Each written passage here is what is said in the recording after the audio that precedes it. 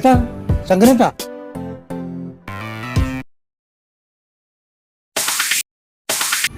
നിങ്ങളായിരുന്നു ആളാ പേടിപ്പിച്ച് കളഞ്ഞല്ലോ മനസ്സിലായി. ശങ്കരേട്ടാ, നിങ്ങൾ പറഞ്ഞ പോലൊക്കെ നടന്നുട്ടോ. ആ രാജന്റെ മോന്റെ കല്യാണം കഴിഞ്ഞു. നിങ്ങൾ പറഞ്ഞ പോലെ തന്നെ നല്ല പൈസക്കാരും നല്ല തറവാട്ടുകാരും, പോരാത്തതിന് സർക്കാർ ജോലി. നിങ്ങളെ വെളിപാടുണ്ടല്ലോ, അപാരം തന്നെ. സംഭവിക്കണൊക്കെ നല്ലതിന് തന്നെ. ശങ്കരേട്ടാ, കുമാരേട്ടനെപ്പോഴെത്തിയേ?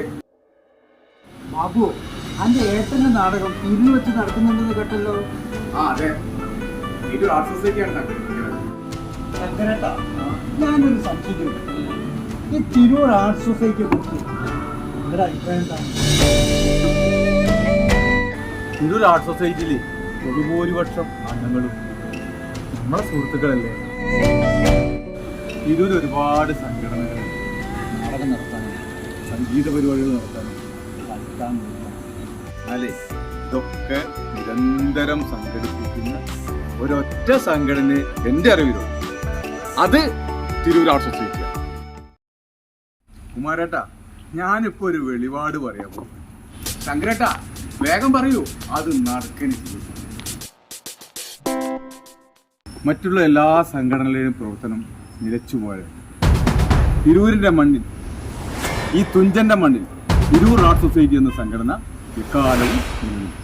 അപ്പോ ശങ്കരേട്ടനാണ് പറയുന്നത്, ഈ പ്രവചനം ഫലിക്കന്നെ ചെയ്യൂട്ടാ. ശരിയാണ്.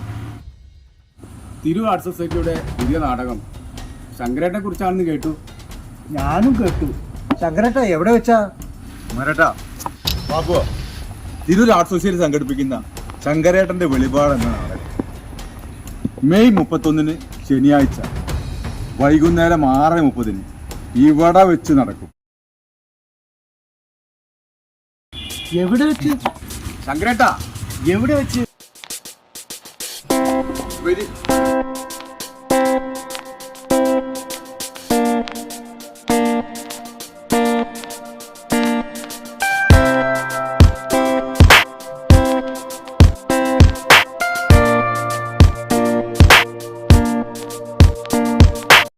തിരൂരിലെ ഈ സാംസ്കാരിക സമുച്ചയത്തിൽ